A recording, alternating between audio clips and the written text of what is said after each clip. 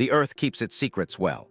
And the further back we look, the 4.5 billion years, 400 million years of complex life, 150 million years of dinosaurs, 300 years of human industry. We assume we are the first civilization on this planet. But what if we are wrong? What if the Earth has already seen this story before and simply forgot? But before we begin, do not forget to subscribe. And if you truly enjoy these videos, please leave a like. Let us begin. Imagine you are standing on a beach at night. The waves are black, moving under a sky crowded with stars. You pick up a handful of sand and let it fall through your fingers. Each grain is a moment in time. Each grain is a year, a century, 1,000 years. The sand in your hand represents the last 10,000 years. The beach stretching behind you into darkness represents the 4.5 billion years that came before. And somewhere in that darkness, buried beneath layers of time so thick they are impossible to imagine, a question waits. What if we are not the first? It sounds like science fiction. It sounds like the beginning of a movie, not a real scientific question. And yet in 2018, two respected scientists published a paper in the International Journal of Astrobiology that asked this very question.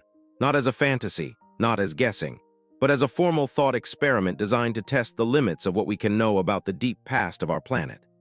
Astrophysicist Adam Frank of the University of Rochester and climate scientist Gavin Schmidt of NASA's Goddard Institute for Space Studies asked a surprisingly simple question. If an industrial civilization had existed on Earth millions of years before our own, would we even be able to detect it? They called their inquiry the Silurian Hypothesis. The name is a nod to a fictional species from the British television series Doctor Who. Intelligent reptiles who supposedly built an advanced civilization during Earth's ancient past. The scientists were not suggesting such creatures actually existed. They were asking something more important. They were asking whether our confidence that we are alone in Earth's history is based on evidence or assumption. Think about that for a moment. We assume we are the first. We assume that in 4.5 billion years of planetary history, across hundreds of millions of years of complex life, we are the only species to develop technology, to build cities, to reshape the world around us. We assume this because we have found no artifacts, no ruins, no clear evidence of anyone who came before. But absence of evidence is not evidence of absence, especially when you understand what Earth does to evidence over time.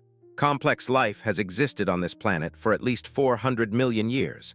Land animals have walked the continents for nearly as long. Dinosaurs ruled for over 150 million years. Our own species, Homo sapiens, has existed for roughly 300,000 years.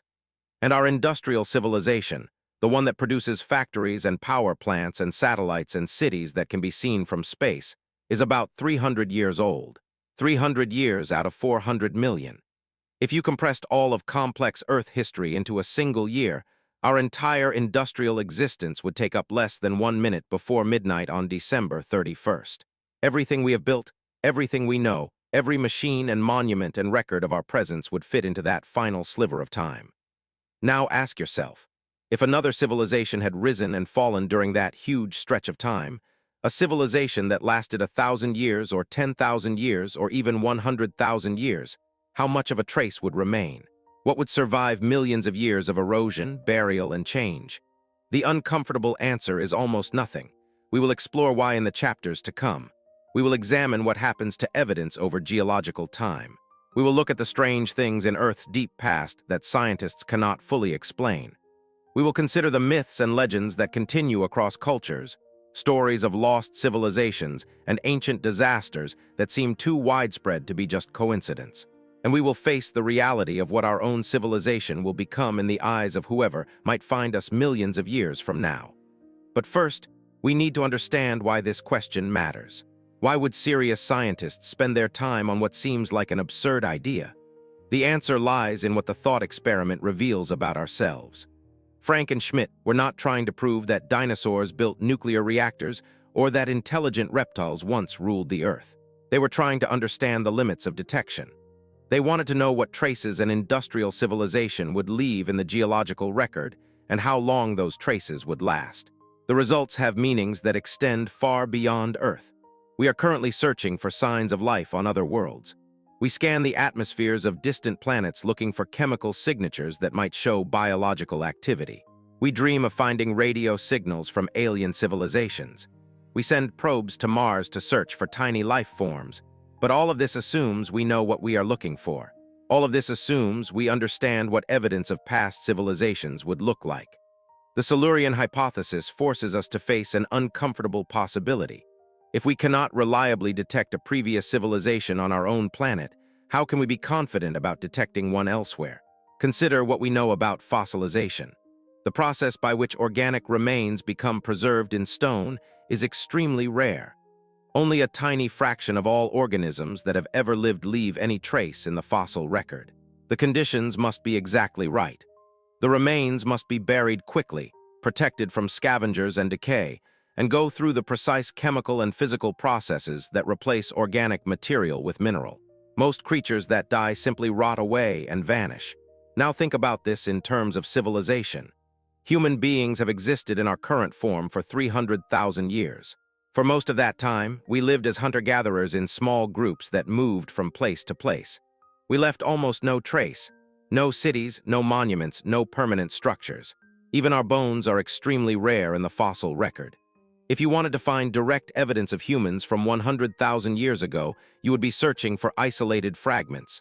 A tooth here, a skull fragment there, scattered across continents and buried under meters of sediment. Now extend that logic back millions of years. The oldest exposed surface on Earth is in Israel's Negev desert, and it is only about 1 million years old. Everything else has been buried, eroded, pulled beneath tectonic plates, or transformed by heat and pressure into something unrecognizable. The Earth's crust is not a museum. It is a recycling system. Continental plates dive into the mantle and melt. Mountains rise and crumble. Rivers carve through stone and carry it to the sea. Nothing on the surface is permanent. Less than 3% of Earth's surface today is urbanized. The footprint of all human civilization covers a tiny fraction of the planet. Think ahead 1 million years. What would remain? Our cities would be buried under sediment or ground to dust by glaciers. Our monuments would dissolve in acid rain or collapse under their own weight. Even our most durable structures built from stone and concrete and steel would give in to the relentless forces of geology. The only traces that might last are chemical signatures embedded in sediment. Strange patterns in the ratios of carbon isotopes, unusual concentrations of heavy metals, spikes in radioactive elements, evidence not of civilization itself, but of its effects on the environment. And here is where the thought experiment becomes truly unsettling, because we have found such strange patterns in the geological record. Events in Earth's past that look eerily similar to the impact we are having on the planet today. About 56 million years ago, something strange happened. Over a geologically brief period, perhaps just a few thousand years, massive amounts of carbon were released into the atmosphere. Global temperatures spiked by 5 to 8 degrees Celsius. The oceans became more acidic. Species went extinct. The event is called the Paleocene-Eocene thermal maximum, and scientists still debate what caused it. The leading theories involve volcanoes or the release of methane from ocean sediments. Natural explanations. And those explanations are almost certainly correct. But the Silurian hypothesis asks us to consider what we would look for if we wanted to tell the difference between a natural carbon release and an industrial one. How would we tell them apart? The answer is not obvious. The fingerprint of industrial activity in the geological record might look remarkably similar to certain natural events. Fast carbon injection, temperature spikes, ocean chemistry changes. These are the signatures we ourselves are leaving, and if we found them in the deep past, we would likely assume they were natural. This is not evidence that a previous civilization existed. Let that be clear. Frank and Schmidt themselves emphasize that they strongly doubt any such civilization ever existed. The paper is a thought experiment, not a claim. But it reveals something important about the nature of scientific inquiry. It shows us the boundaries of what we can know and the assumptions we make without realizing it. We assume we are alone because we have found no evidence to the contrary. But the Silurian hypothesis shows that evidence of a previous industrial civilization might be essentially undetectable after just a few million years. The absence of evidence in this case tells us very little. Of course, there are arguments against the existence of previous civilizations, strong arguments. If such a civilization had existed and used the planet's resources, we would expect to find evidence of that use. We would expect to find depleted mineral deposits, used up fossil fuel reserves, altered patterns in the fossil record itself. The fact that easily accessible coal and oil deposits remain for us to discover suggests that no one extracted them before. But even this argument has exceptions. A civilization that developed different technologies, that never used fossil fuels, that left different traces than we would. Such a civilization might be truly invisible to us. And a civilization that existed before the Carboniferous period, before the great forests that became our coal even existed, would have had a completely different resource base to use. The deeper you dig into this question, the more it reveals about the limits of knowledge. We see the past through a distorted lens, a lens smeared by time and geology and the bias of our own expectations. We find what we look for, and we rarely look for things we do not expect to find. This is why the myths matter. Across cultures and continents, humans have told stories of lost civilizations. Atlantis, Lemuria, Mu, the land of the gods before the flood. These stories are not evidence, they are not proof, but they are interesting because they are so persistent. Why do so many cultures remember a time before time, a golden age that ended in disaster? Perhaps these are simply fantasies, projections of human desires onto an imagined past. Perhaps they are distorted memories of real but ordinary events, floods and earthquakes and the collapse of Bronze Age cities. Perhaps they are nothing more than the human tendency to imagine that things were once better than they are now. Or perhaps, buried deep in the collective memory of our species, there is a fragment of something we have forgotten, a shadow of knowledge lost to time. We will explore these myths in the chapters ahead. We will separate fact from fiction as best we can. We will look at what archaeology and geology actually tell us about the deep past, and we will face the limits of what we can ever truly know. But for now, let this question settle into your mind. 4.5 billion years, 400 million years of complex life, 150 million years of dinosaurs, 300 years of industry. We assume we are the first. We assume we are alone. But the beach stretches back into darkness and the sand falls endlessly through our fingers. Chapter 2. The Silurian Hypothesis and the Problem of Deep Time in 2018. A paper appeared in the International Journal of Astrobiology with an unusual idea. Two scientists, one an astrophysicist and one a climate scientist, had decided to take seriously a question that most researchers would dismiss as absurd. Would it be possible to detect an industrial civilization in the geological record? The paper was titled after a fictional species from Doctor Who, but its implications were anything but fictional. Adam Frank of the University of Rochester and Gavin Schmidt of NASA approached the question with the rigor of serious scientific inquiry. They were not claiming that a previous civilization had existed. They were asking whether we would know if one had. And the answer they arrived at was deeply unsettling. The problem begins with time. Not human time, not historical time, geological time. The kind of time that makes our entire existence as a species seem like a footnote, an afterthought, a rounding error in the record of Earth's history. Complex life emerged on this planet approximately 540 million years ago during the Cambrian explosion. Before that, for billions of years, only simple single-celled organisms existed. But once complex life took hold, it diversified with amazing speed. Fish appeared, plants colonized the land, insects evolved, amphibians crawled from the water, reptiles rose to dominance. The dinosaurs ruled for 150 million years. 150 million. Try to understand that number. If you count one number per second, it would take you nearly 5 years to count to 150 million. The age of dinosaurs lasted so long that a Tyrannosaurus rex lived closer in time to us than to a Stegosaurus. The late Cretaceous is separated from the late Jurassic by more time than separates us from the extinction that ended the dinosaurs. Within that huge stretch of time, there were countless species we know nothing about. The fossil record is not a complete archive. It is a sampling, a fragmentary glimpse of what once lived. The conditions required for fossilization are rare and specific. An organism must die in the right environment, be buried quickly, avoid scavengers, and go through the precise chemical processes that replace organic material with mineral. Most creatures that die simply decay and vanish without a trace. Scientists estimate that we have fossil evidence of perhaps 1% of all species that have ever lived. Some estimates put it even lower. The vast majority of life that has existed on this planet left no record whatsoever. They lived, they died, they disappeared. Now apply this logic to civilization.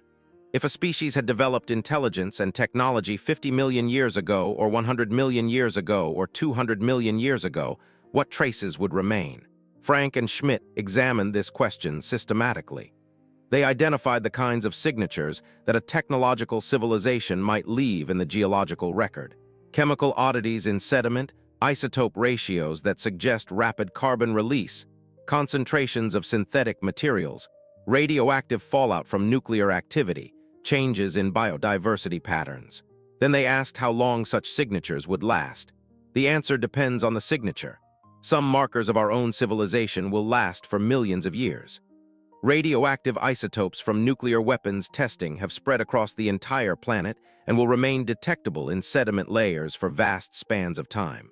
Plutonium-239 has a half-life of 24,000 years. The decay products will leave a permanent mark, but other signatures are more temporary. Plastics, which seem so permanent to us, will break down over thousands of years. They may leave chemical traces, but those traces will become harder to distinguish from natural compounds over time. Concrete will erode. Metals will rust and scatter. Glass will shatter and dissolve.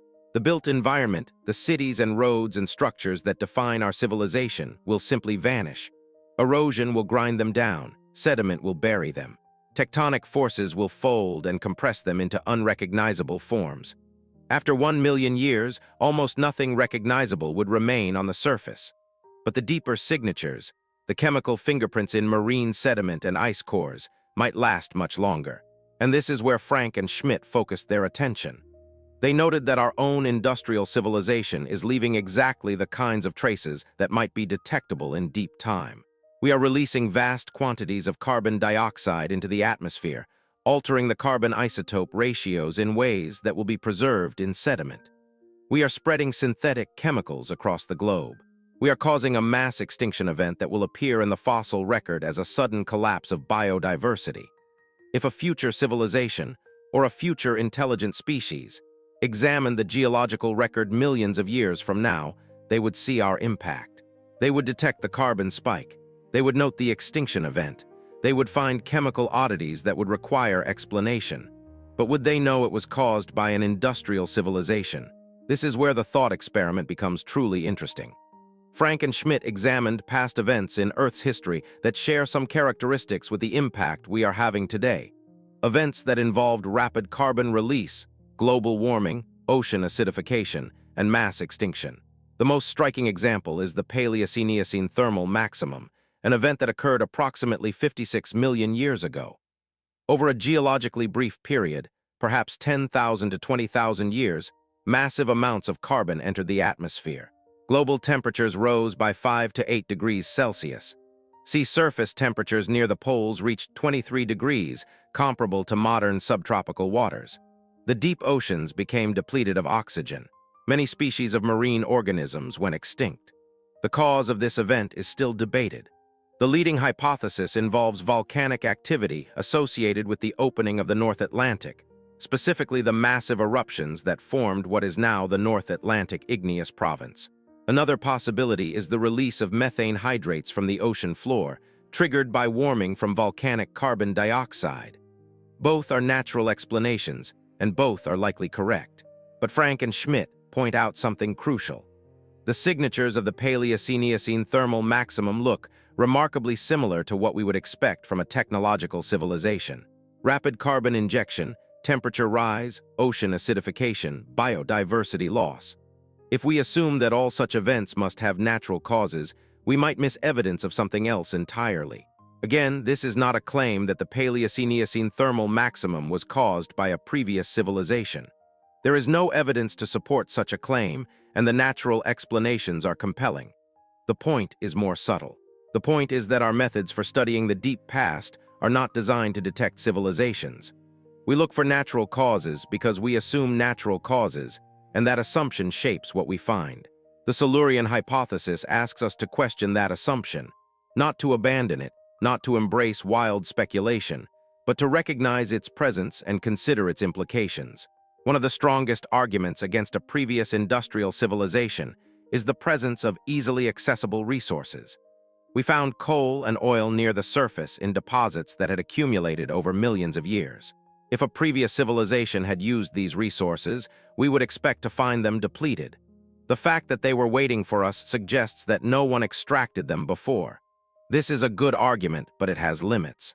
A civilization that arose before the Carboniferous period, before the great forests that became coal even existed, would have had no fossil fuels to use. Such a civilization would have developed entirely different energy technologies.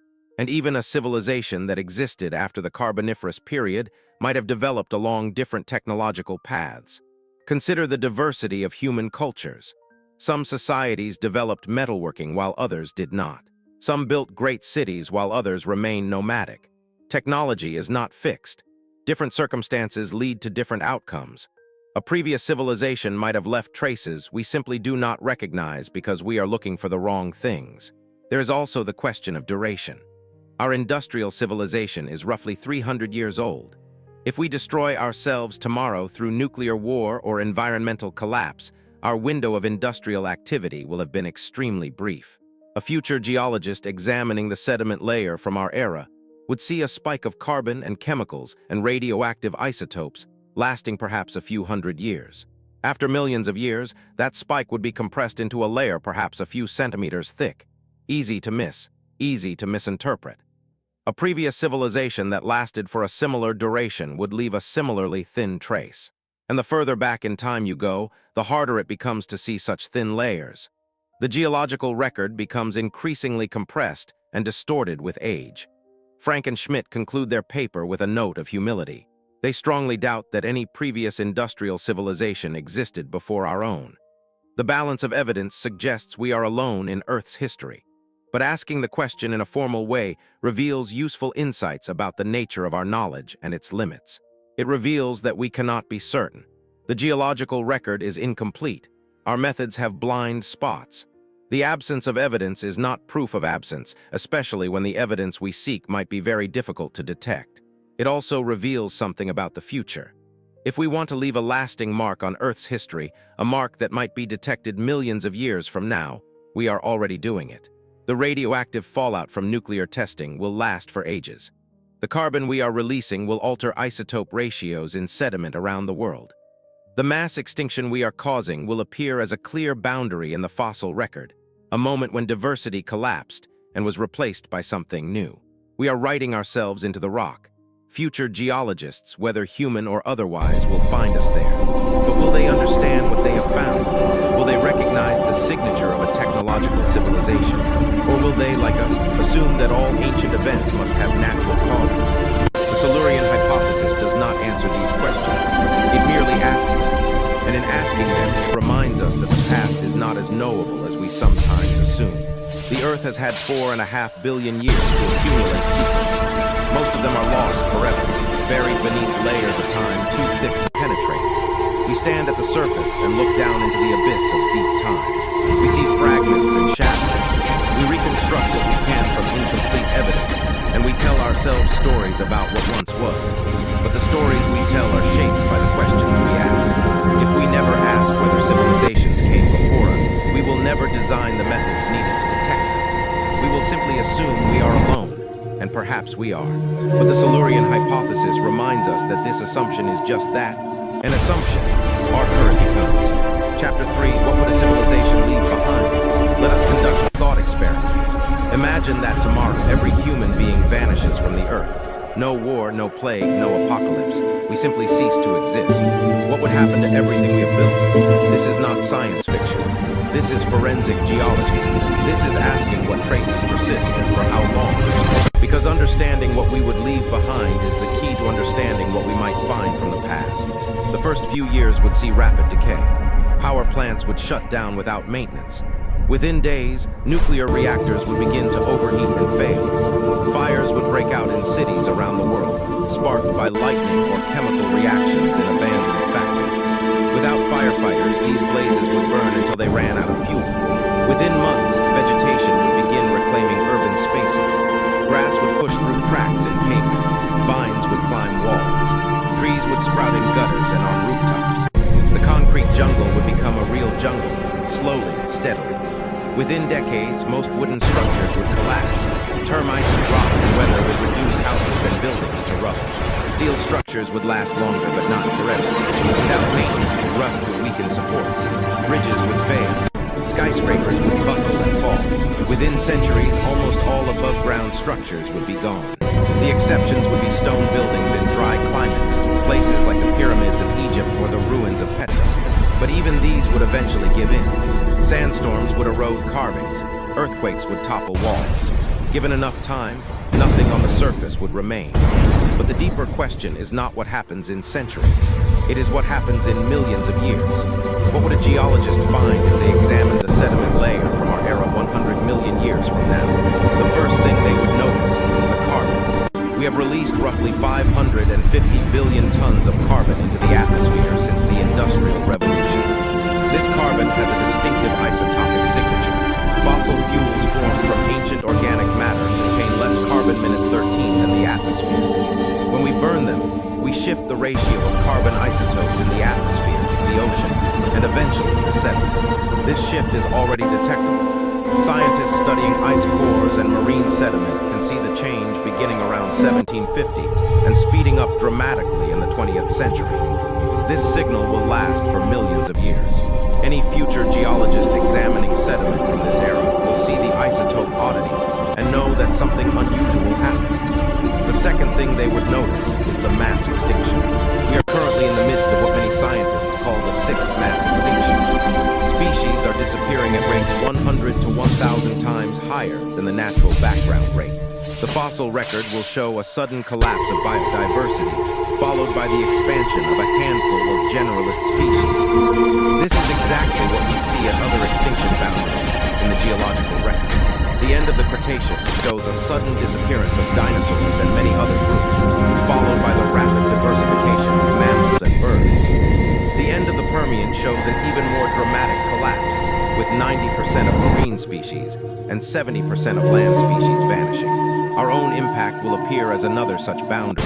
But there is something else our era will leave behind, something unprecedented in Earth's history: synthetic materials. Plastics are perhaps the most distinctive marker of human civilization. We produce roughly 400 million tons of plastic every year. Much of it ends up in the environment, in landfills, in the ocean, scattered across every corner of the globe. Microplastics have been found in the deepest ocean trenches and on the highest mountain peaks. They are in the bodies of marine animals, in the soil, in the air we breathe. Plastic does not biodegrade in any meaningful time frame. It breaks down into smaller and smaller pieces, but the polymers themselves persist. Over millions of years, some of this plastic will become part of sedimentary rock. It will form a distinctive layer, a stratum of synthetic polymers that has no natural equivalent. Scientists have already coined a term for such artifacts: technofossils. These are human-made materials that will last in the geological record and potentially be detected by future observers. Plastic is the most obvious example, but there are others. Aluminum is extremely rare in pure form in nature. Before humans learned to extract it from bauxite ore, pure aluminum essentially did not exist on Earth's surface. Now we produce roughly 65 million tons per year. Aluminum artifacts that become buried in sediment will mark our era as distinctly as any fossil. Concrete is another candidate. We have produced so much concrete that it now rivals the total mass of all living plants on Earth. Concrete structures that sink into subsiding coastal areas or become buried in sediment will leave traces for millions of years. And then there is the radioactive signature.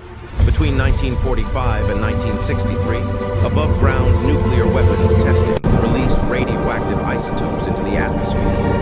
These isotopes spread across the entire globe and settled into sediment everywhere.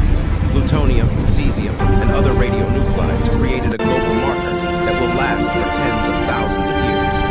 This radioactive layer is one of the proposed boundaries for the Anthropocene, the geological epoch defined by human impact on the planet. Scientists have identified sediment cores from around the world that show a sharp increase in radionuclides beginning in the 1950s. This signal is unmistakable and unprecedented. But here is the crucial question.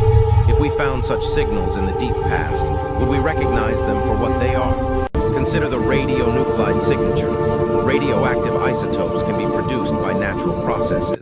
Cosmic rays striking the atmosphere generate certain radionuclides. Volcanic activity can release naturally occurring radioactive uranium deposits undergo spontaneous fission. In fact, scientists have found natural nuclear reactors. About 2 billion years ago in what is now Gabon in Africa, geological conditions created several nuclear fission reactors at a site called Aklo. Uranium concentrated in certain rock formations reached critical mass and sustained nuclear reactions for hundreds of thousands of years. These natural reactors left a distinctive isotopic signature that scientists can still detect today. The Aklo reactors are fascinating because they show what a natural nuclear event looks like. They provide a baseline for comparison. The isotope ratios at Aklo differ from those produced by human nuclear weapons. A future geologist familiar with natural nuclear processes might be able to tell the difference between a natural reactor and an artificial one. But without that knowledge, without familiarity with human nuclear technology, they might simply classify both as unusual natural events. The same logic applies to other signatures. A carbon isotope oddity could be caused by volcanic activity, methane release, or an industrial civilization burning fossil fuels. An extinction event could be triggered by asteroid impact, climate change, or the activities of a dominant species that disrupted ecosystems. A layer of unusual materials could be explained by geological processes we do not fully understand.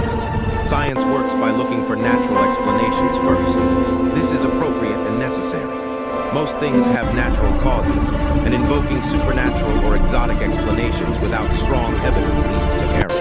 But this methodological principle also creates a blind spot. If something unusual was caused by a technological civilization, we might not recognize it because we are not looking for that explanation. Frank and Schmidt make an interesting observation about this. They note that we have extensive archives of geological data collected for other purposes. Ice cores drilled to study climate, sediment cores extracted to investigate ocean chemistry, rock samples analyzed for mineral content. These archives could potentially contain evidence of past civilizations that were simply not noticed because no one was looking for it. This does not mean such evidence exists. It almost certainly does not. But the thought experiment reveals something important about the nature of scientific investigation. We find what we look for. Our methods are designed to answer certain questions and not others. If we want to know whether civilizations existed in the deep past, we would need to design specific investigations to test that hypothesis. What would such investigations look for? Frank and Schmidt suggest several possibilities. They propose examining sediment layers from periods of rapid carbon release, like the Paleocene-Eocene thermal maximum, or synthetic compounds that could not form naturally. They suggest looking for unusual concentrations of heavy metals or rare earth elements that might indicate industrial activity. They recommend studying the isotope ratios in these layers to see whether the carbon source had characteristics consistent with fossil fuel combustion. None of this has been done in a systematic way. And this is telling, not because it suggests previous civilizations existed, but because it shows the limits of what we have actually investigated. The absence of evidence for past civilizations might simply reflect the absence of investigation. But there is one more factor to consider: location. Frank and Schmidt point out that artifacts from a previous civilization might be found not on Earth, but in space. The Moon and Mars lack the erosion and tectonic activity that destroy evidence on Earth. A structure left on the lunar surface would remain essentially unchanged for billions of years. If a previous civilization had achieved spaceflight and left artifacts on other bodies in the solar system, those artifacts would still be there. We have not found such artifacts. The Moon has been extensively photographed and partially explored. Mars has been studied by orbiters and rovers for decades. No alien structures have been detected. This is perhaps the strongest argument against a previous spacefaring civilization, but it is not definitive. We have surveyed only a tiny fraction of the solar system's surface. The asteroid belt, the moons of the outer planets, the deep craters of Mercury, all remain largely unexplored. An artifact a few meters across would be invisible to our current instruments unless we happen to look directly at it. The universe is vast, and our searches have been limited. We cannot conclude from the absence of detection that there is nothing to detect. What we can conclude is this: our own civilization will leave traces. The carbon isotope oddity, the mass extinction, the plastic layer, the radionuclide signature, the technophosphate fossils embedded in sedimentary rock. 100 million years from now, something of us will remain. Whether anyone will be there to find it, and whether they will understand what they have found, remains to be seen. Chapter 4. The eraser called Earth. The Earth is not a museum. It is a recycling plant. Everything that exists on its surface is temporary, ground down by forces that operate on timescales we can barely understand. To understand why evidence of past civilizations might be undetectable, we must first understand the machinery of planetary erosion. Begin with erosion. Rain falls, rivers flow, wind blows. These simple processes, repeated over millions of years, can reduce mountains to plains. The Grand Canyon, one of the most dramatic geological features on Earth, was carved by the Colorado River over a period of roughly 5 to 6 million years. The canyon is over a mile deep in places, carved through layer after layer of ancient rock. This is what water does given enough time. Now imagine a city built on an exposed surface. Stone buildings, concrete towers, steel frameworks. They seem permanent to us, but to geology they are temporary. A frost would crack the stone. Acid rain would dissolve the concrete. Wind and water would carry away the fragments. Given 10,000 years, little would remain above ground. Given 1 million years, nothing would be recognizable. But erosion is only one way of destruction. Consider plate tectonics. The Earth's surface is divided into roughly 15 major plates and dozens of smaller ones. These plates float on a layer of partially molten rock called the asthenosphere. They move slowly, a few centimeters per year. But over millions of years, those centimeters add up to thousands of kilometers. Where plates collide, one often slides beneath the other in a process called subduction. The subducting plate descends into the mantle, carrying with it everything on its surface. Sediment, rock, fossils, artifacts, all of it melts into the magma and becomes part of the Earth's interior. This material may eventually resurface through volcanic activity, but any structure or organization it once had is destroyed. The Pacific Plate, the largest tectonic plate on Earth, is almost entirely oceanic crust. It is being subducted beneath the surrounding plates along most of its boundaries. Any artifacts deposited on the Pacific seafloor will eventually be pulled into the mantle and destroyed. Given enough time, the entire current ocean floor will be recycled. Scientists estimate that no oceanic crust older than about 200 million years exists today. Everything older has been subducted. This means that any evidence of activity that occurred on the ocean floor before that time is simply gone.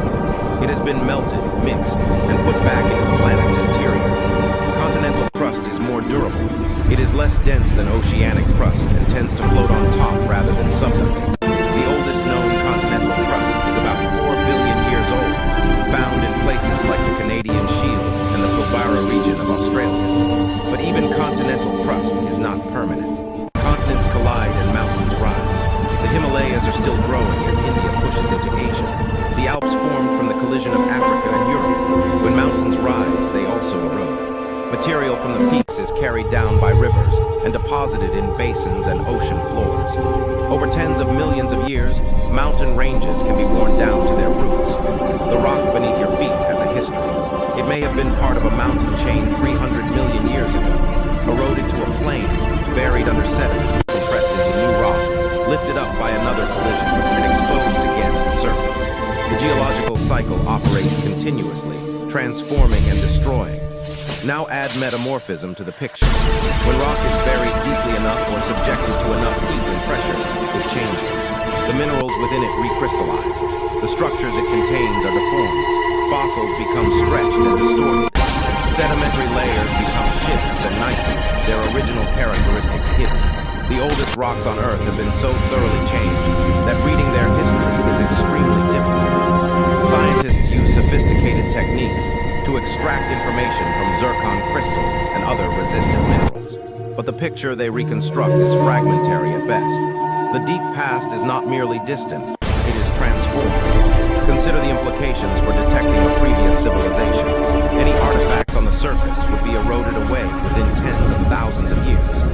Any artifacts on the ocean floor would be subducted within hundreds of millions of years. Any artifacts deeply buried would be changed beyond recognition. The only traces that might survive would be chemical signatures embedded in sedimentary rock that formed in stable environments and avoided both subduction and deep burial. Marine marine sediment deposited on continental shelves, lakebed deposits in tectonically quiet regions, materials that became part of rock that has remained near the surface. Even these survivors face challenges. Chemical signatures can be changed by fluid flow through rock. Isotope ratios can be reset by heating events. Biological activity can modify the chemistry of sediments long after they were deposited. The geological record is not a pristine archive. It is a palimpsest, written over and over with earlier texts becoming increasingly illegible. The fossil record illustrates this beautifully. Paleontologists estimate that we have discovered fossils from perhaps 1% of all species that ever lived. Some estimates put it lower. The vast majority of organisms that existed left no trace whatsoever. They lived and died in environments where fossilization did not occur. Their remains decayed. Their bones dissolved. Their shells were crushed. Nothing remains. For an organism to become a fossil, it must die in the right place at the right time. It must be buried quickly before scavengers and decomposers destroy it. It must be in an environment where minerals can replace organic tissue. The sediment must be undisturbed long enough for lithification to occur. The rock must survive later erosion, subduction, and metamorphism. And finally, the fossil must be exposed at the surface where paleontologists can find it. Each of these steps is improbable. The cumulative probability is vanishingly small. The fossil record is not a comprehensive archive of past life. It is a series of lucky accidents, windows into the past opened by chance. Now apply this logic to civilization. A city is larger than a dinosaur, but it is not more durable. Stone and metal resist decay longer than flesh and bone, but they are still subject to the same geological forces. A skyscraper buried in sediment will be compressed, fractured, and eventually transformed into something unrecognizable. The oldest human artifacts we have found date back roughly 3 million years. Stone tools from the early hominids, shaped cobbles and flakes that represent the dawn of technology. These artifacts survived because they were made of durable material and buried in suitable environments. But they are extremely rare. For every tool we find, thousands were lost to erosion, destruction, or simple bad luck. Extend this backward in time. If a civilization had existed 50 million years ago, any stone tools they produced would have had 50 times longer to be destroyed. The probability of finding even one artifact would be vanishingly small. And this assumes they made stone tools. What if they developed different technologies? What if their artifacts were made of materials that did not survive geological time? What if they built in ways we cannot imagine, leaving traces we would not recognize as artifacts even if we found them? The Earth has had 4.5 billion years to accumulate evidence of everything that has ever happened on its surface. And it has had 4.5 billion years to destroy that evidence. The net result is a fragmentary record, a handful of snapshots from a movie billions of frames long. Most of what has occurred on this planet is simply gone, erased by the very processes that make the planet dynamic and alive. This is not a defect of the geological record. It is the nature of planets. The same processes that create habitable environments also destroy the traces of what came before. Erosion shapes landscapes and provides nutrients for life.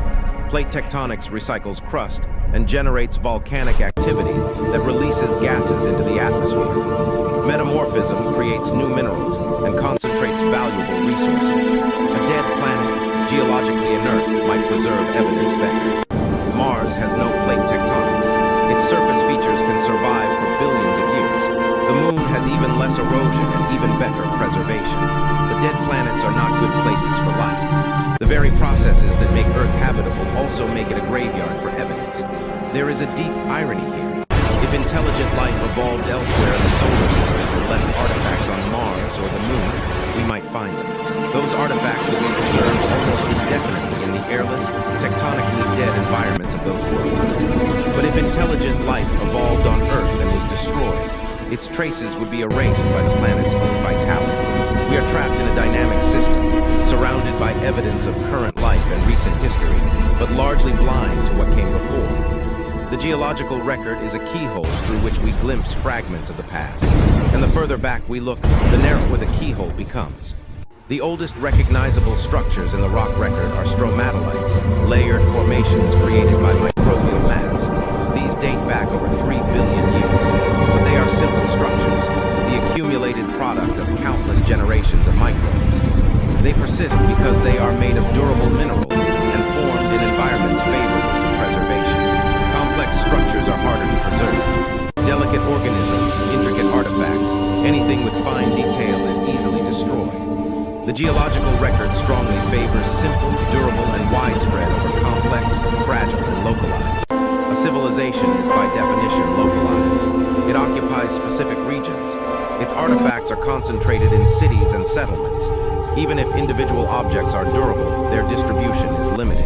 Compare this to a widespread organism like cyanobacteria, which colonized oceans around the world and left traces in rock formations across every continent. The signature of a civilization is much more fragile than the signature of widespread biological activity. This is another reason why detecting a previous industrial civilization would be so difficult. Even if they existed, even if they left traces, those traces would be concentrated in small areas that might easily have been destroyed. The Earth is a beautiful planet. It supports an amazing diversity of life.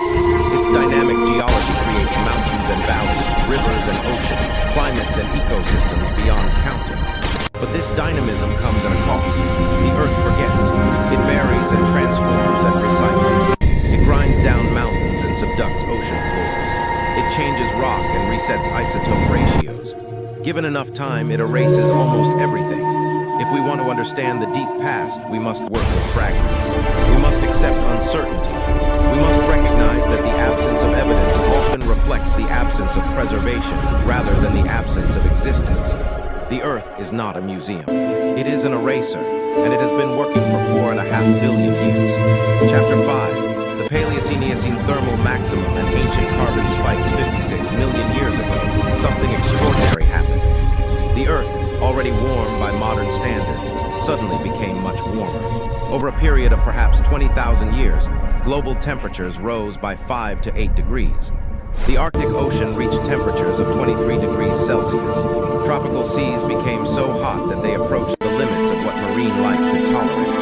The deep oceans lost their oxygen. Species went extinct, and then slowly, over the course of about 200,000 years, the planet recovered. This event is called the Paleocene-Eocene thermal maximum, or PETM. It marks the boundary between two geological epochs, and it is one of the most studied events in deep Earth history. Scientists have drilled sediment cores from ocean floors around the world, extracted ice cores from ancient ice deposits, and analyzed the chemistry of shells and rocks from this period. The picture that emerges is both fascinating and troubling. The PETM was caused by a massive release of carbon into the atmosphere.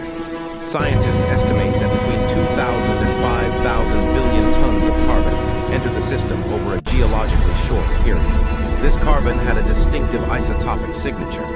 It was depleted in carbon-13, indicating that it came from an organic source rather than volcanic emissions. The leading hypothesis is that the carbon came from methane hydrates. These are ice-like deposits of methane trapped in sediment on continental margins and beneath thermals. When ocean temperatures rise, these hydrates become unstable and release their methane into the water and atmosphere. Methane is a potent greenhouse gas, and its release would cause further warming, which would release more methane, creating a feedback loop. But what triggered the initial warming that destabilized the hydrates? This is where theories diverge. Some scientists point to volcanic activity. The North Atlantic igneous province was forming at this time as Greenland separated from Europe. Massive volcanic eruptions released carbon dioxide into the atmosphere, which caused initial warming, which then triggered the methane release. Other researchers suggest that changes in Earth's orbit played a role. The planet's orbital parameters vary on cycles of tens to hundreds of thousands of years, affecting how much solar radiation reaches different parts of the surface. A particular configuration might have pushed temperatures over a threshold, starting the cascade. Whatever the trigger, the consequences were dramatic. The fossil record shows rapid changes in plants and animals.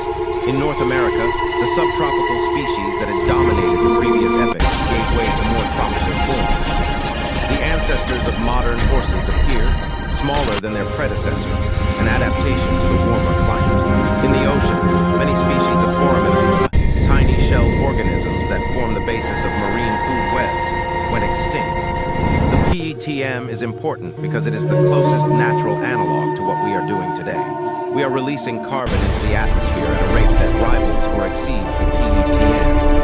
Our carbon also has a depleted carbon-13 signature because we are burning fossil fuels that formed from ancient organic matter. The climate system is responding with rising temperatures, ocean acidification, and changing ecosystems.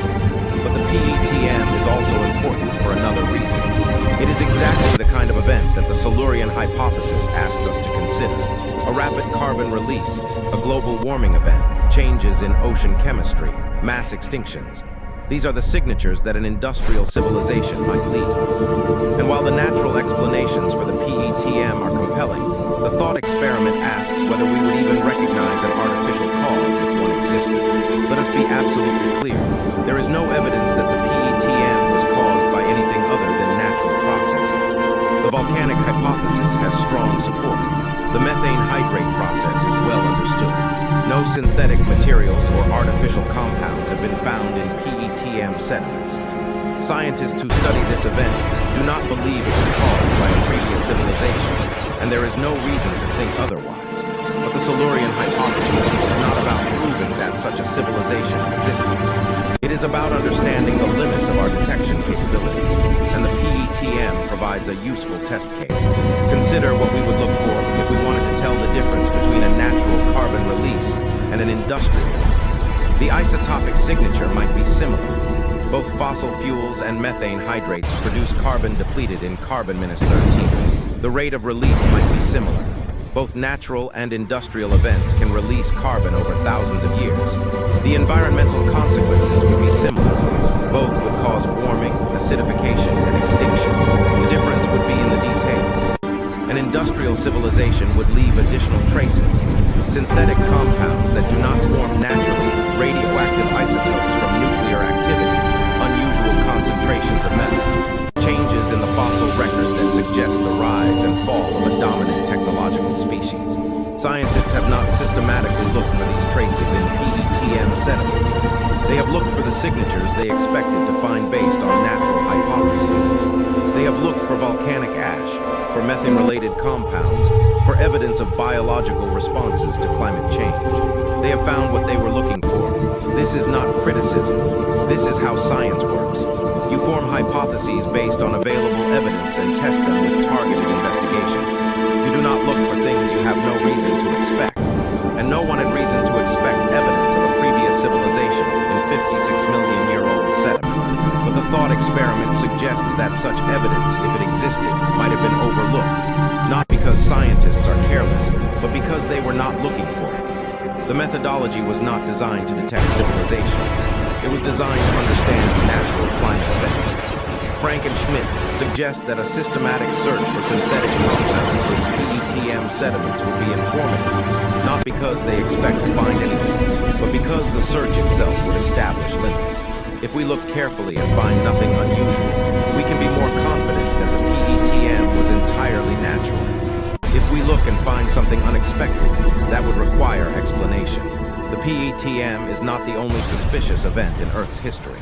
There have been numerous hyperthermal events, periods of rapid warming associated with carbon release. Some occurred in clusters, suggesting repeated destabilization of the climate system. Each of these events could potentially be examined for artificial signatures. There are also mass extinctions. 5 major extinctions have punctuated the history of complex life, and dozens of smaller ones. Each was caused by some combination of volcanic activity, asteroid impact, climate change, and ecosystem collapse. Natural causes, all of them. But the methodology for studying these events was not designed to detect civilizations. The Permian extinction, 252 million years ago, was the most severe in Earth's history. 90% of marine species and 70% of terrestrial species vanished. The cause was almost certainly the Siberian traps, a massive volcanic province that released enough lava to cover millions of square kilometers and enough carbon dioxide to destabilize the global climate. The end Cretaceous extinction, 66 million years ago, killed the non-avian dinosaurs and opened the way for mammals to dominate. The cause was an asteroid impact at what is now the Yucatan Peninsula in Mexico, combined with volcanic activity. The impact left a global layer of iridium, a rare element common in asteroids but scarce on Earth's surface. These events have natural explanations supported by strong evidence, but they also represent exactly the kind of catastrophic discontinuity that might be caused by civilizations. An industrial species that destabilized its climate, a spacefaring civilization that faced an existential threat. The natural explanations are almost certainly correct, but the question of how we would recognize an artificial cause remains open. The deeper lesson of the PETM and similar events is about the nature of scientific inquiry. We build models based on what we know. We look for patterns we expect to find. We are very good at explaining things within our existing frameworks, but we are less good at detecting things that fall outside those frameworks. If a previous civilization existed and left traces in the geological record, those traces would likely be interpreted as natural events. A carbon spike would be attributed to volcanoes or methane. A mass extinction would be blamed on climate change or asteroid impact. Unusual chemical signatures would be explained by unknown geological processes. This is not a flaw in science. This is the conservative methodology that prevents us from inventing explanations when simpler ones work.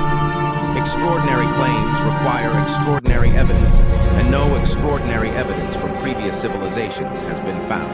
But the Silurian Hypothesis reminds us that ordinary evidence might be invisible to investigations not designed to find it. The absence of extraordinary evidence does not mean that nothing unusual occurred. It might simply mean that the unusual became ordinary over geological time. The PETM ended about 200,000 years after it began. The climate cooled. The oceans recovered. New species evolved to fill the ecological niches left vacant by extinction. Life went on. Whatever caused the PETM, natural or otherwise, it passed into history. The Earth healed. The evidence was buried under millions of years of sediment. And we, 56 million years later, piece together fragments and debate interpretations. The Earth keeps its secrets, and time is very, very long. Chapter 6, The Myths That Refuse to Die. Every culture has a story about the time before. A golden age when gods walked among humans. A paradise lost to catastrophe. A civilization that reached heights we can barely imagine before being swept away by flood or fire or the wrath of heaven. These stories span continents and millennia. They appear in cultures that had no contact with each other, separated by oceans and centuries. And they refuse to go away. Atlantis is the most famous. The story comes from Plato, the Greek philosopher who lived in the 4th century before the Common Era. In two of his dialogues, Timaeus and Critias, Plato describes an island empire that existed 9,000 years before his time. Atlantis was larger than Libya and Asia combined, he wrote. It possessed advanced technology, vast wealth, and a powerful military. Its people grew arrogant and decadent, and the gods destroyed them in a single day and night of earthquakes and floods. The island sank beneath the waves and was forgotten. Most scholars believe Plato invented Atlantis as a literary device. The story serves his philosophical purpose, illustrating the dangers of excessive pride and the impermanence of worldly power. There is no mention of Atlantis in any source before Plato. No Egyptian records describe such an empire, despite Plato's claim that the story came from Egyptian priests. No archaeological evidence supports the existence of a continent-sized island in the Atlantic, and yet the story persists. For over 2,000 years, people have searched for Atlantis. Expeditions have explored the Mediterranean, the Caribbean, the coast of Spain, the depths of the Atlantic Ocean. Every few years, someone claims to have found it. Every claim falls apart under scrutiny. Why does this story have such power? Why do people want so badly to believe in a lost civilization that almost certainly never existed? Part of the answer is psychological. Humans are nostalgic creatures. We remember the past as better than it was. We imagine that previous generations had wisdom we have lost. The idea of a golden age appeals to something deep in our nature, a longing for a time when things were simpler, purer, more meaningful. Part of the answer is also about knowledge. We know that history is incomplete. We know that civilizations have risen and fallen. We know that much of the past is lost to us forever. The idea that there might be more lost than we realize is not unreasonable. It is actually quite plausible. The question is how much and what kind. Atlantis is not the only lost continent in mythology. Lemuria was proposed in the 19th century by zoologists trying to explain the distribution of lunar fossils across Madagascar and India. They hypothesized a land bridge that had sunk beneath the Indian Ocean. When plate tectonics explained the fossil distribution through continental drift, the scientific basis for Lemuria vanished. But the name lived on in mystical traditions, transformed into a lost civilization of advanced beings. Mu is another. James Churchward, a British writer of the early 20th century, claimed to have discovered ancient tablets in India that described a continent in the Pacific Ocean. According to Churchward, Mu was the original homeland of humanity, destroyed by volcanic cataclysm about 12,000 years ago. There is no evidence for any of this. The tablets Churchward described have never been produced. The geological evidence directly contradicts the existence of a sunken Pacific continent. The Pacific Ocean floor is entirely oceanic crust, created at mid-ocean ridges and moving slowly toward subduction zones at the edges. Continental crust, the kind that forms land masses, is absent. There is no way for a continent to sink in this region. The islands of the Pacific are volcanic peaks, not the remnants of drowned mountains. Yet Mu and Lemuria continue to feature in alternative history books and websites. People want to believe. The psychological need for lost golden ages overwhelms the geological evidence against them. But there is another category of lost civilization stories that deserves more careful attention. Stories that may be distorted memories of real events rather than pure fantasy. The flood myth is nearly universal. Cultures across the world tell stories of a great deluge that destroyed an earlier world. Noah's flood in the Hebrew tradition, Deucalion's flood in Greek mythology, Manu and the fish in Hindu scripture, Utnapishtim in the Gilgamesh epic, the Hopi emergence story, Chinese legends of Gunyu, Aboriginal Australian accounts of rising seas. These stories cannot all be copying each other. Many come from cultures that had no contact. The simplest explanation is that they reflect real experiences of flooding. And we know that such flooding occurred at the end of the last ice age, roughly 12,000 years ago. Global sea levels rose dramatically. Ice sheets that had covered much of North America and Europe melted. Water that had been locked when glaciers poured into the oceans. Sea levels rose by over 100 meters, flooding coastal plains that had been inhabited for thousands of years. This was not a single catastrophic flood, but a prolonged process lasting millennia.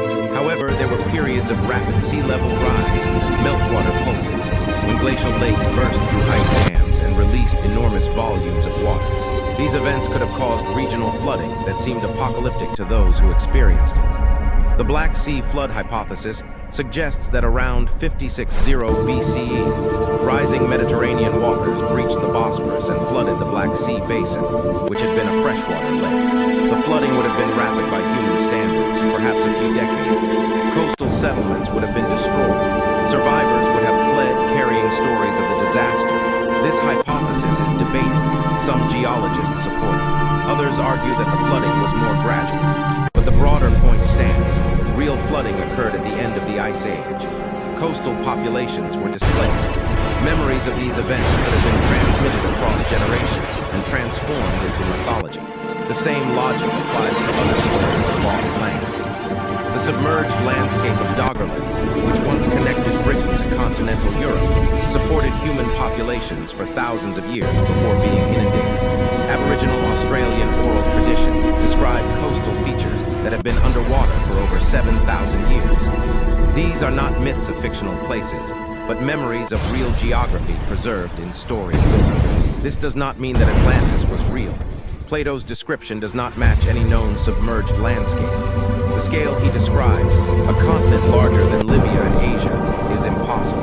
But it does mean that some lost land stories may have kernels of truth buried within them. The challenge is separating memory from invention, history from myth. Stories change in the telling.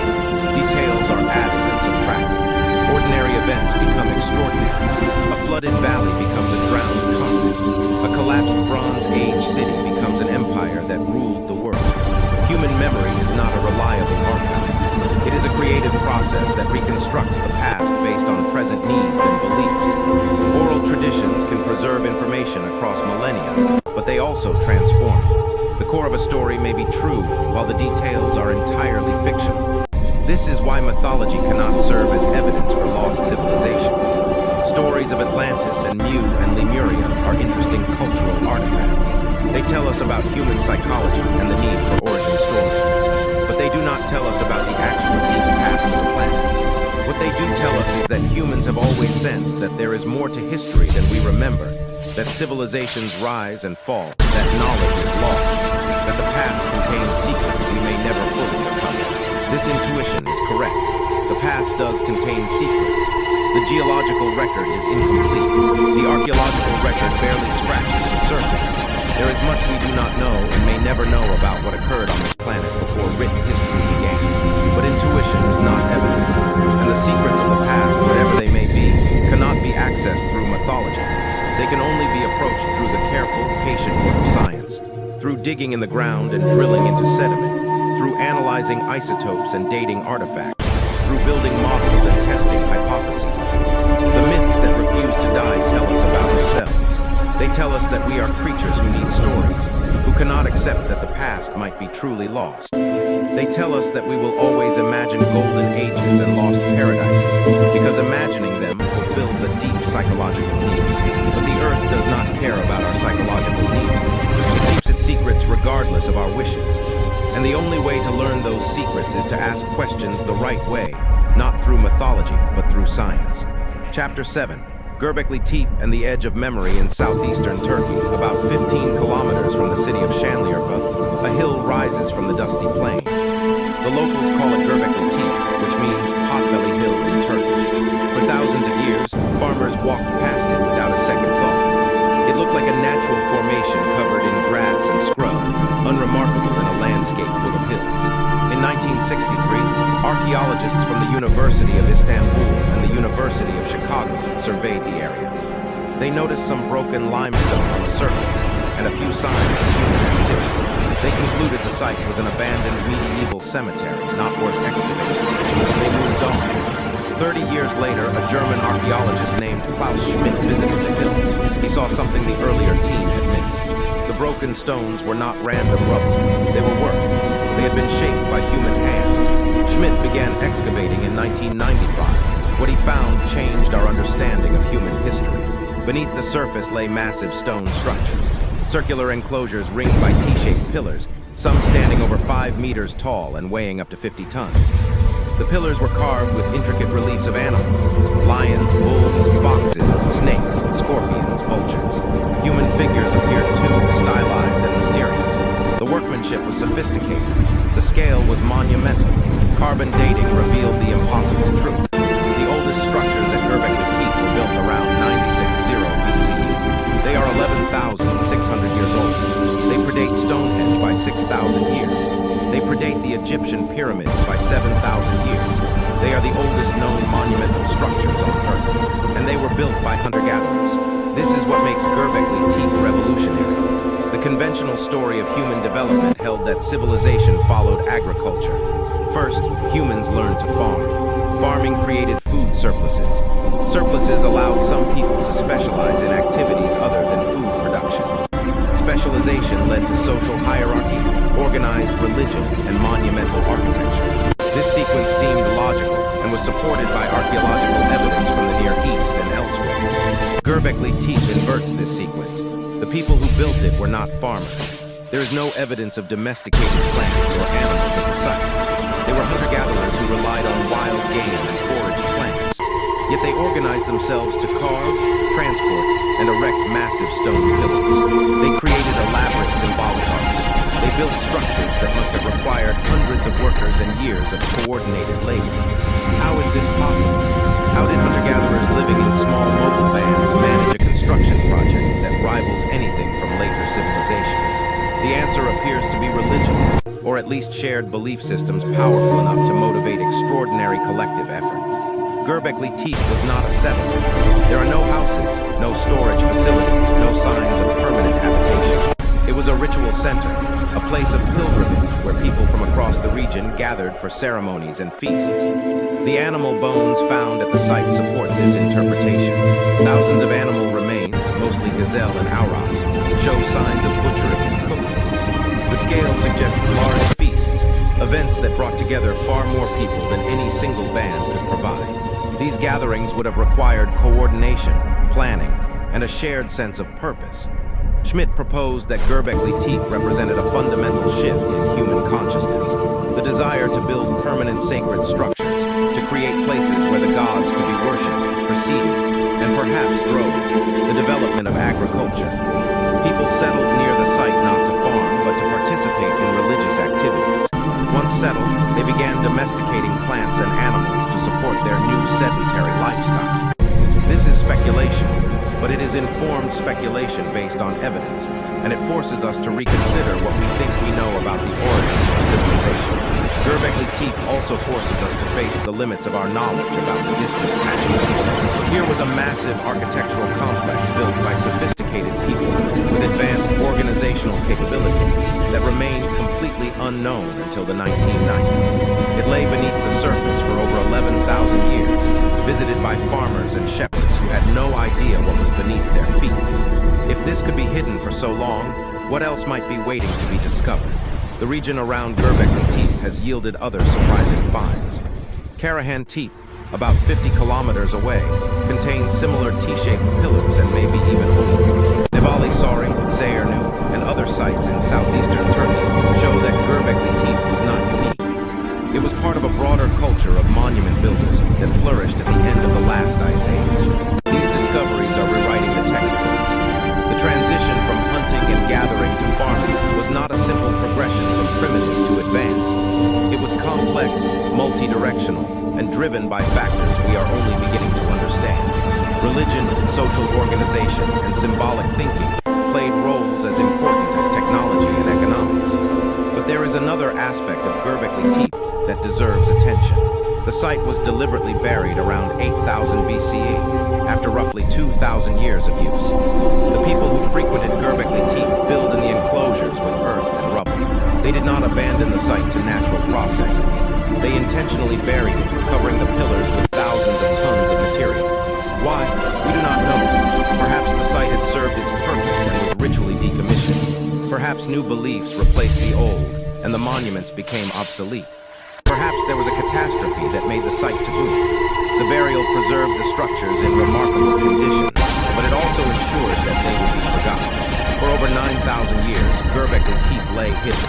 The people who built it left no written records.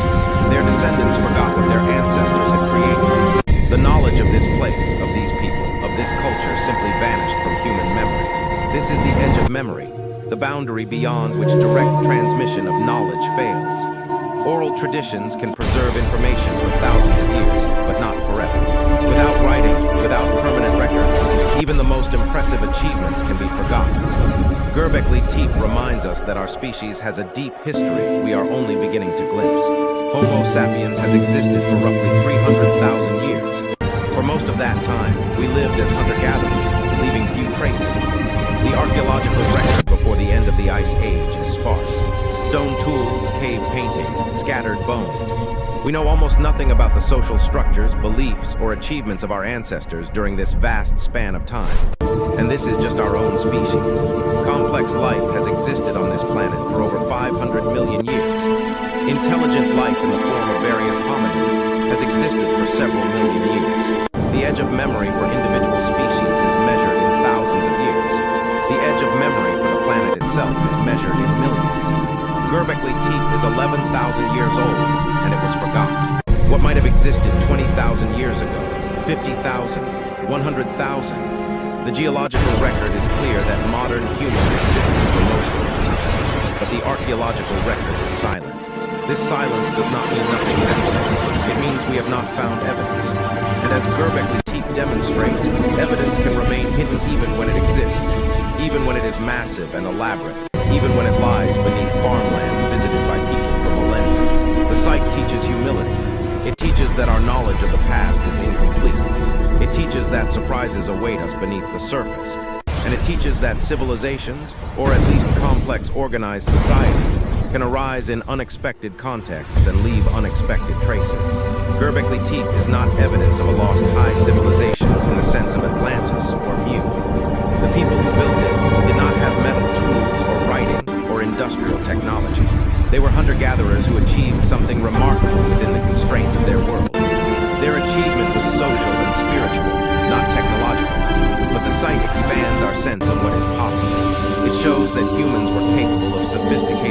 urbanization, and monumental construction far earlier than we thought. It suggests that the deep human past may be richer and more complex than our sparse evidence reveals, and it reminds us that memory has an edge. Beyond that edge, the past becomes silent. We can dig and analyze and reconstruct, but we cannot remember what our ancestors forgot. The stones of Göbekli Tepe stand witness to a world we barely understand. They survived because they were buried. They were found because an archaeologist looked more carefully than those who came before.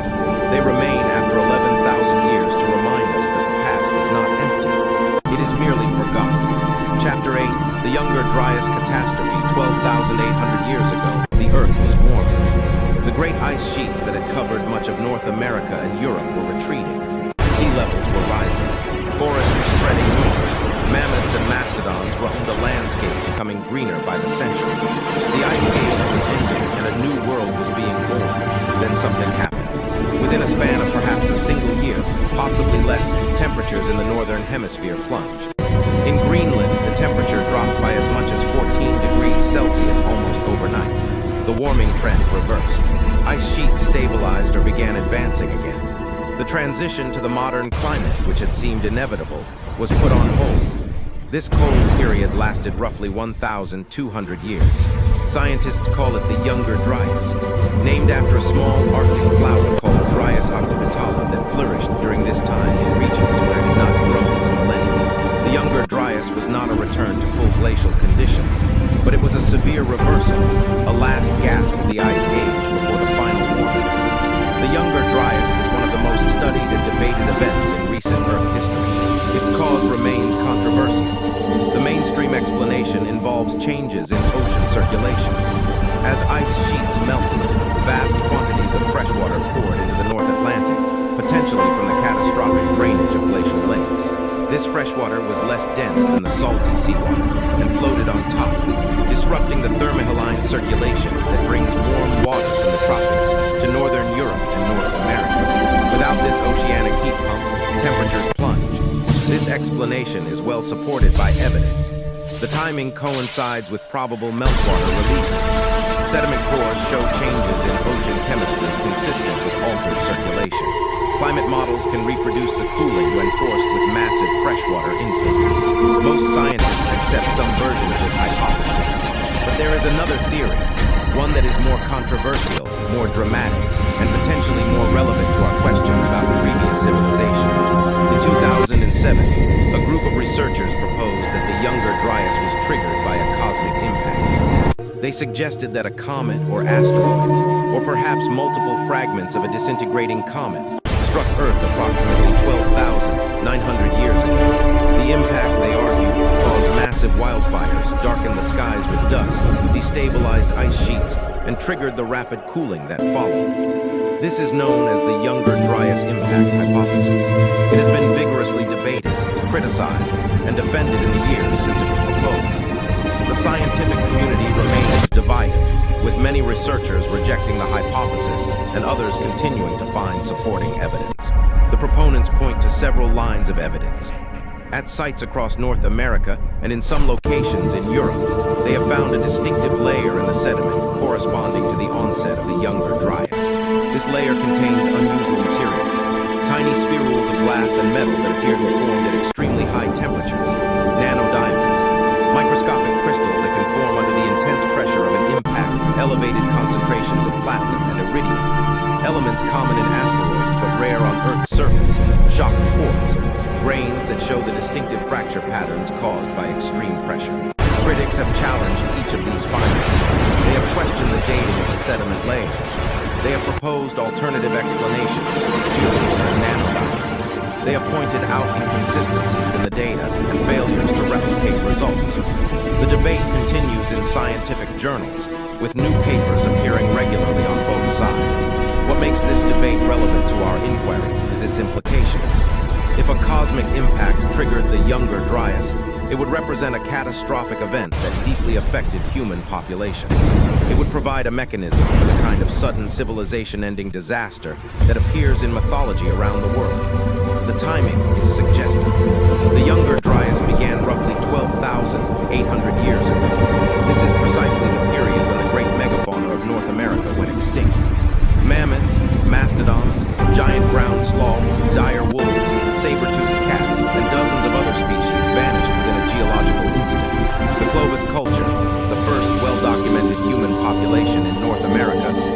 disappeared at almost exactly the same time. The conventional explanation for these extinctions involves human hunting and climate change. As humans spread across North America, they hunted the naive megafauna to extinction. As the climate fluctuated, habitat shifted, and species that could not adapt died out. These explanations have merit, and they almost certainly played a role. But the sheer rapidity and synchronicity of the extinctions has puzzled scientists for decades. A cosmic impact could explain the pattern. A catastrophic event that killed animals directly through blast and fire, indirectly through climate disruption, and triggered a cascade of ecological collapse.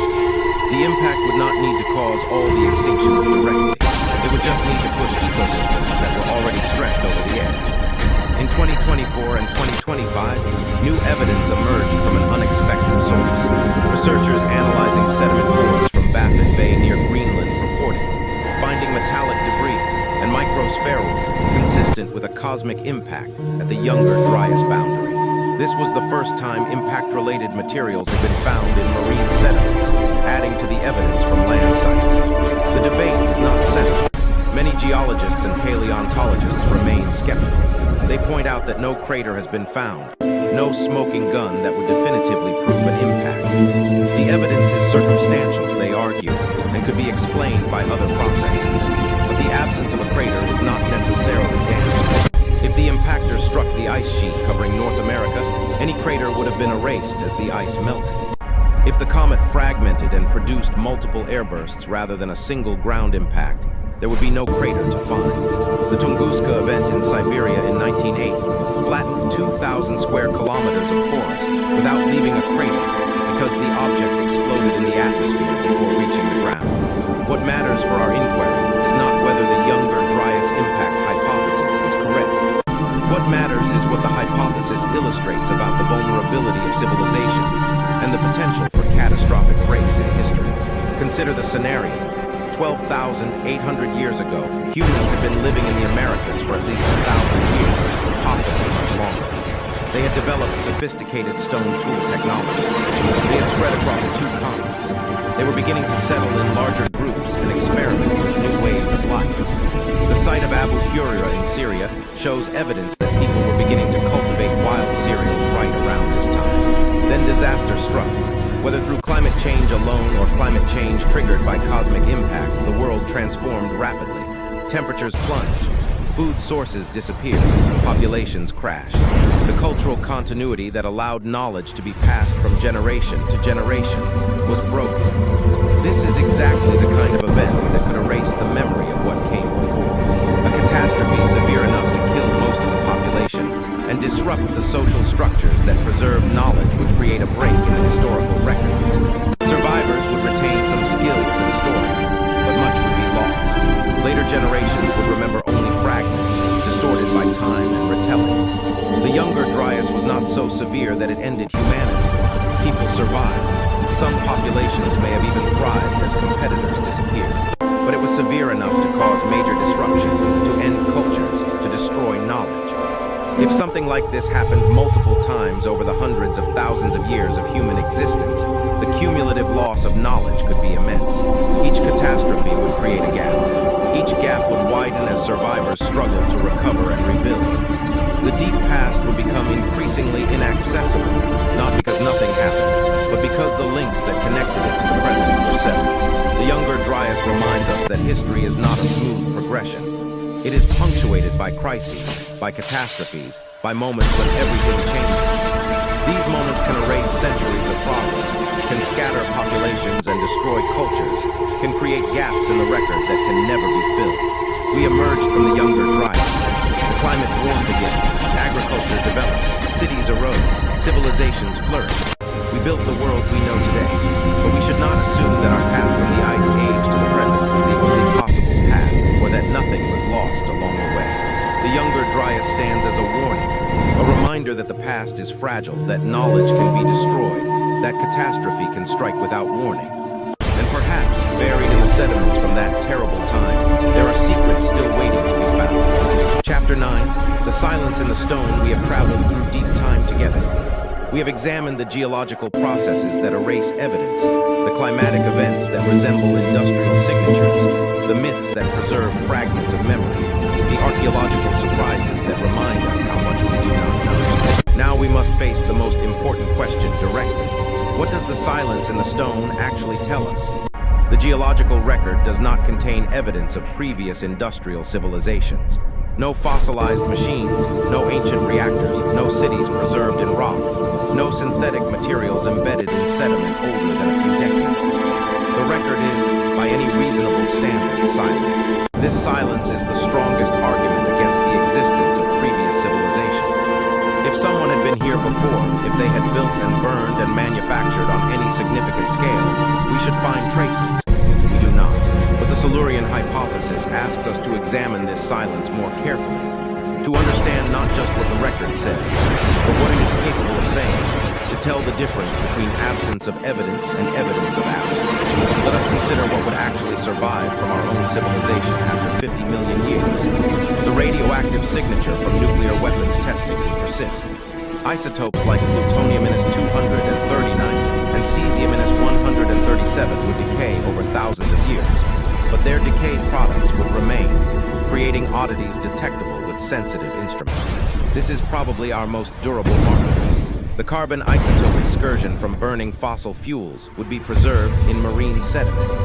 Future geologists would see a rapid shift in the ratio of carbon-12 to carbon-13, indicating a massive release of organic carbon into the atmosphere.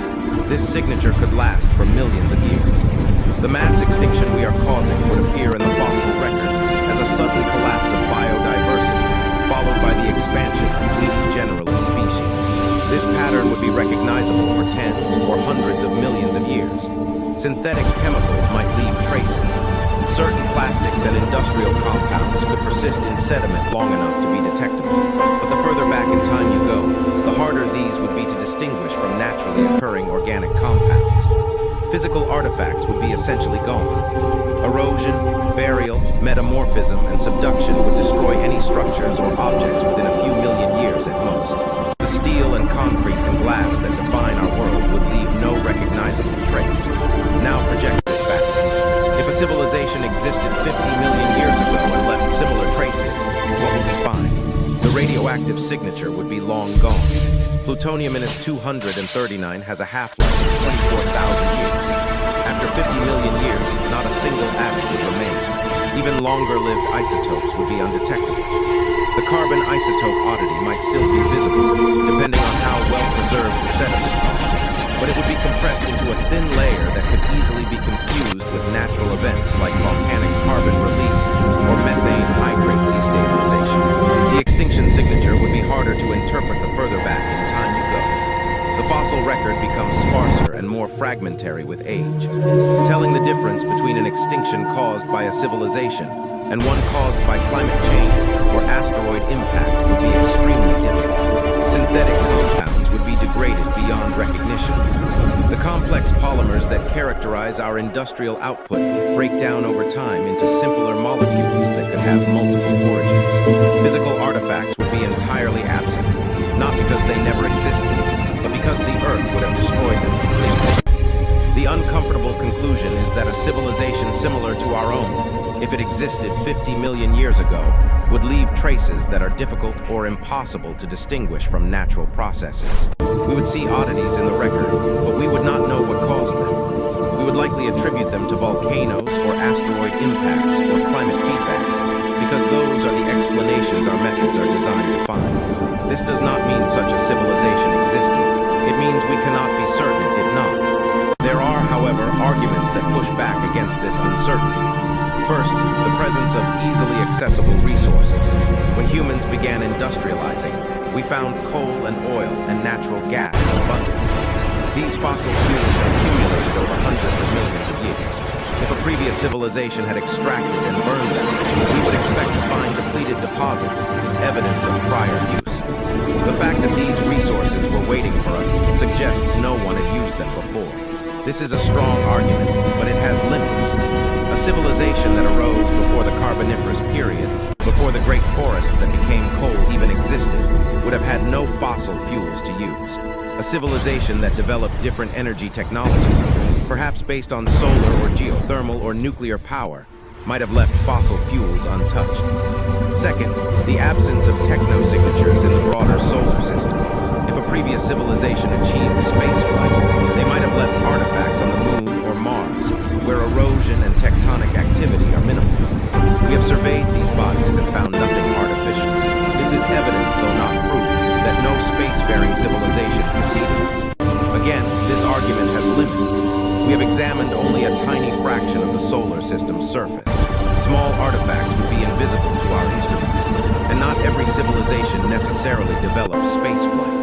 Ours has existed for only 300 years and has placed only a handful of objects on other worlds. Third, the fossil record of intelligent species. We know that humans evolved from primate ancestors over millions of years. We can trace our lineage through the fossil record. If another intelligent species had evolved and built a civilization, we might expect to find some trace of them in the fossil record as well. But fossilization is rare, and intelligence is not necessarily associated with physical features that preserve well. We recognize human ancestors by their bones and stone tools. But a species that did not make stone tools, or whose tools were made of materials that don't last, might leave no trace at all. The silence in the stone is real. It tells us that no civilization has left obvious, unmistakable evidence of its existence in the deep past. It tells us that if previous civilizations existed, they were either very different from us or very unlucky in their preservation. But the silence does not tell us that previous civilizations definitely did not exist. It tells us that we cannot know for certain. This uncertainty is uncomfortable. We are used to thinking of science as providing answers, not highlighting the limits of knowledge. But honest science acknowledges what it does not know, and what we do not know about the deep past is vast. Frank and Schmidt, in their original paper, were careful to emphasize that they strongly doubt any previous industrial civilization existed. The weight of evidence is against it. The silence in the stone, while not conclusive, is suggestive. The most straightforward explanation is that we are alone in Earth's history. But they also noted that asking the question is valuable regardless of the answer. The Silurian Hypothesis forces us to think about what evidence would look like, about how long it would last, about what methods would be needed to detect it. This kind of thinking has implications far beyond Earth. We are searching for signs of life on other planets. We are scanning distant stars for radio signals from alien civilizations. We are examining the atmospheres of exoplanets for biosignatures. These searches assume we know what we are looking for. They assume we can tell the difference between natural processes and technological activity. The Silurian Hypothesis suggests we should be humble about these assumptions. If we cannot be certain about the deep past of our own planet, how can we be confident about detecting civilizations like years away? The silence we find in distant systems might reflect not the absence of life, but the limits of our detection methods. The stone is silent, but silence has many meanings. It can mean that nothing was ever said. It can mean that words were spoken and forgotten. It can mean that we are not listening correctly. The deep past of our planet remains largely unknown. Most of what has occurred here is lost forever. The silence in the stone is not an answer. It is a question that cannot be fully resolved. We are probably alone in Earth's history. The evidence points that way, but probably is not certain. And the margin of uncertainty, however small, reminds us that the universe is stranger and more mysterious than we can imagine. The silence speaks if we learn to listen, and what it says is that we do not know everything. We never will. Chapter 10, what we will leave behind. We have asked whether civilizations came before us. Now let us ask what will remain of us. What will future observers, whether human or otherwise, find in the geological record millions of years from now? What story will the rocks tell about who we were and what we did? The answer is sobering. We are writing ourselves into the stone in ways that will last for ages. But the story the stone tells may not be the one we would choose to leave behind.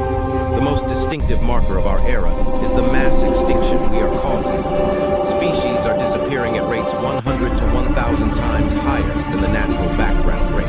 The International Union for Conservation of Nature lists over 40,000 species as threatened with extinction. Amphibians, birds, mammals, fish, insects, and plants are all declining. The web of life that has existed for millions of years is being torn apart. This extinction will appear in the fossil record as a sharp boundary. Below the boundary, diverse ecosystems with many species.